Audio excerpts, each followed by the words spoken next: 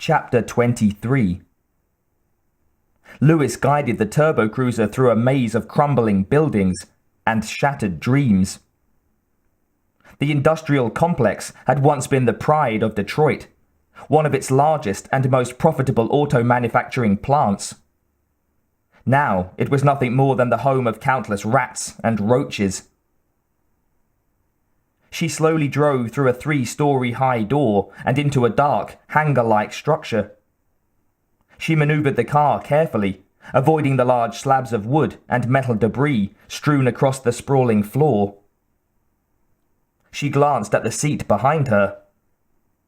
Clanking softly in the car were 2 cases of baby food marked spinach and strained beef. The interior of the plant was as large as 3 football fields and, even in broad daylight, nearly pitch black. The only sun that entered the place was at the far end of the structure, where half a wall and a section of the ceiling had given way, the result of bad weather and bad planning. She heard the clanking of steel ahead in the sunlight. She pulled the car to a stop where Robo sat, patiently hammering his right leg with a small sledge. Lewis got out of the car, removing the baby food and a leather satchel. She gazed at Robo's leg. He had stripped off some of the armor plating, and his calf was now an exposed puzzle of inner workings. Flexible steel muscles quivered with each slam of the hammer head. Lewis dropped the satchel next to Robo with a thud. Robo looked up for the first time. His helmet, still badly mangled, looked horrifying. His one human eye blinked at her. "Maybe I should have dropped you off at an auto body shop," she said. "I could have used the tools," he muttered, slamming on his leg again. "I wasn't sure what you needed," Lewis said, pointing to the satchel. "I just sort of grabbed things." Robo opened the satchel. Several sophisticated hand tools were inside. He pulled out a small cordless power ratchet. "Thanks, this is great," he said. "I have to get this thing off." "What thing?" "My helmet." He fit the pit on the power ratchet and shoved it up under the lip of his helmet, close to his temple. The ratchet made the sound of 100 angry locusts. A 2-inch machine bolt screwed out of his head at an angle and clanked to the floor. He took the ratchet and fit it on the other side.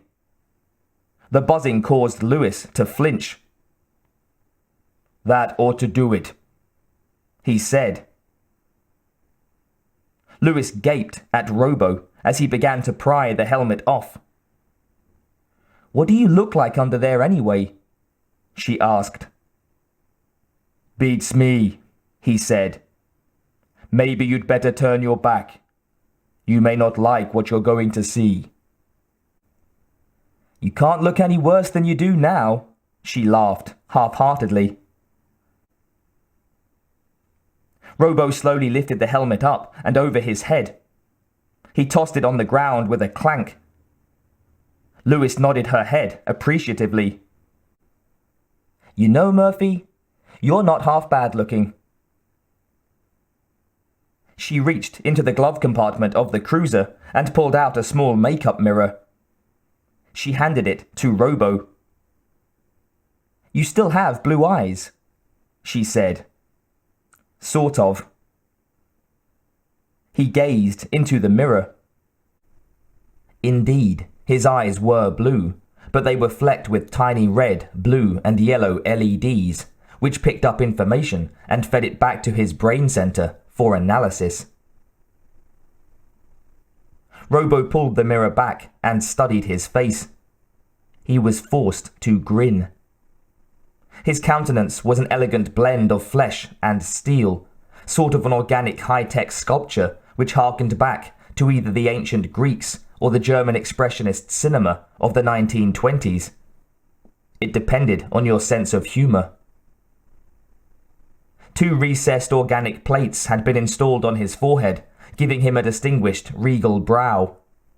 What was left of his hair was short and nubby, ending abruptly in ribbed titanium, which spread out from the crown of his skull. He suddenly flashed on Clarence's last, fatal shot in that warehouse a small eternity ago. He touched the back of his skull. A metal plate was firmly bolted in place. The shock of realization set in. He could no longer escape the truth. He had been the human victim of a murder, and then the subject of a high-tech product push. His eyes widened in mute horror. He could not, would not face that. It was impossible. Louis watched Robo silently, the sadness welling up within her. She extended a tentative finger towards him and touched the fleshy part of his cheekbone. "It's really good to see you again, Murphy." Robo snapped the compact shut and pushed her hand away. He raised his left hand. It was badly mangled. He lowered it and raised his right instead. "Murphy had a wife and son. What happened to them?" Louis stood awkwardly, groping for the words. After the funeral, they moved away." "Where did they go?" "Mrs. Murphy signed on with Moon Corps. I'm not sure if you remember or not. She has a sister living at the Lunar Industrial Plex. Unicorp pulled a few strings and had everything arranged within 2 weeks. She thought you were dead. Oh, Murphy, I'm really sorry." Robo shrugged, picked up the hammer, and began slamming at his leg again. "They would not know me as I am now anyway." He stopped suddenly and dropped his guard, staring at Louis. "I feel them, but I can't remember them. Reconciliation would cause needless trauma." Louis tried to put a comforting hand on his shoulder. He waved it back. "Leave me alone." She backed away, confused and a little hurt. Robo stared at her.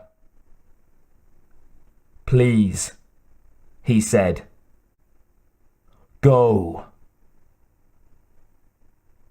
Louis nodded. "I'll be back after dark." Robo nodded and continued his work. Louis got back into the car and drove away. There, she reasoned, was the loneliest man in the world.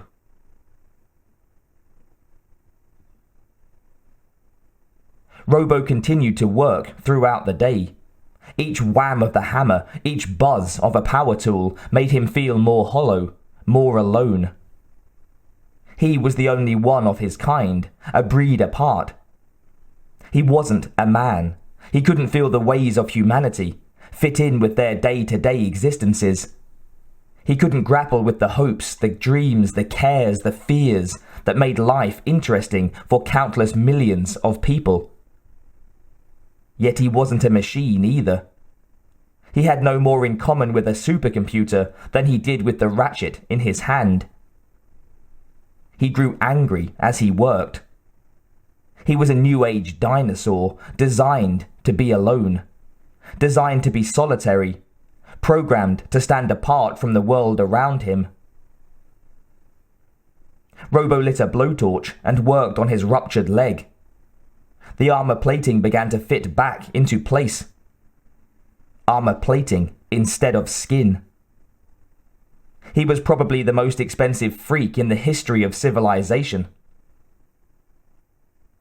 He finished his leg and sat alone.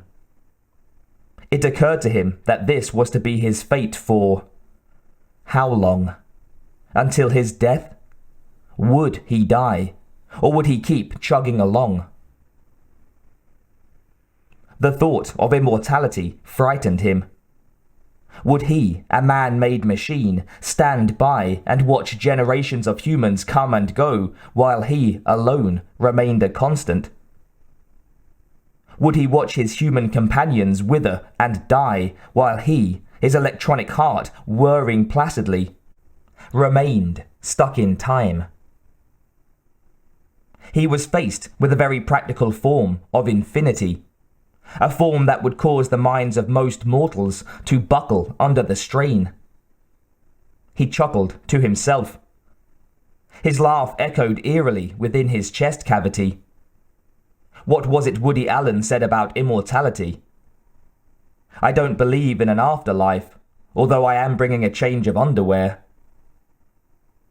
Did he remember that?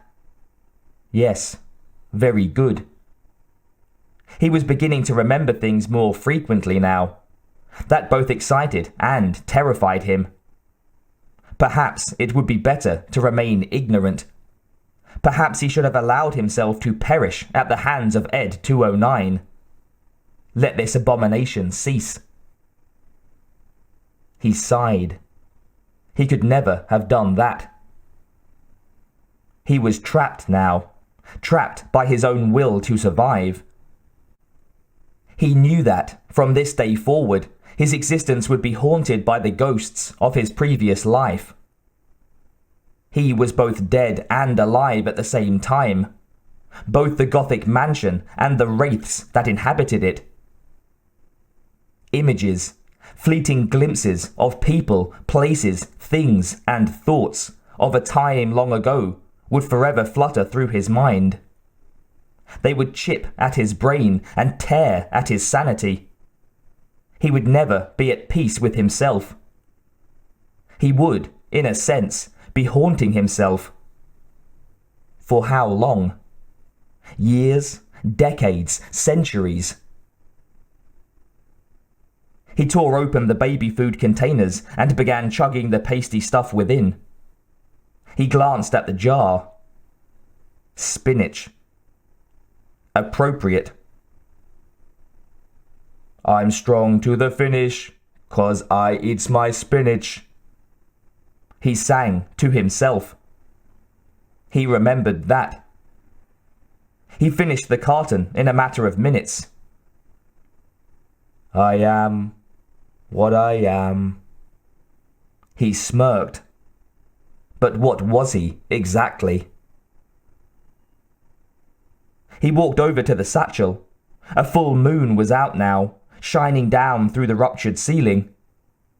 The moonlight illuminated a brand new Auto 9 that Lewis had brought for him. The gun gleamed with oil in the pale blue glow. Robo took the gun out of the satchel and held it in his refurbished left hand, testing the balance. He twirled the gun and slid it into his holster. He stood stiffly in the abandoned auto factory. So be it. If he was doomed to be a high-tech freak, he couldn't do anything about it. They had stripped him of his humanity, robbed him of his life, taken away his family, destroyed whatever chance he had at normalcy in the name of pure profiteering. They had designed him for one purpose and one purpose only: to uphold the law. He would be damned if they'd strip him of that. He would be a 24-hour-a-day, 100% cop from now on. He pitied whoever tried to stop him from fulfilling his destiny. He placed his helmet securely back on his head and moved to a crumbling wall. He gazed out upon the flickering lights of New Detroit. The Omnicon Tower stood high above the rest of the skyline, a benign despot gazing down upon its kingdom. Robo concentrated. The Prime Directive mode locked into place. Directive 1, serve the public trust. Directive 2, uphold the law. Directive 3, protect the innocent. Directive 4, classified, CMI product ID number 943, 054. The fourth directive began to flash. Robo summoned every inch of willpower in his massive frame. The directives faded from view. He didn't have the time to worry about them now. He wouldn't allow it. He walked over to the empty baby food bottles and, grabbing one, tossed it high in the air. He pulled his gun and fired. Tink! The bullet zipped into a steel girder. The bottle smashed down onto the floor, intact. Cursing to himself, Robo tossed up a second bottle and fired. Another miss. Damn. He grabbed a full bottle of baby food and downed it as Lewis drove up in her turbo cruiser, screeching to a halt.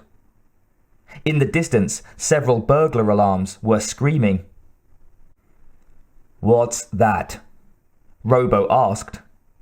"Big trouble," she said. "The rank and file voted a strike tonight."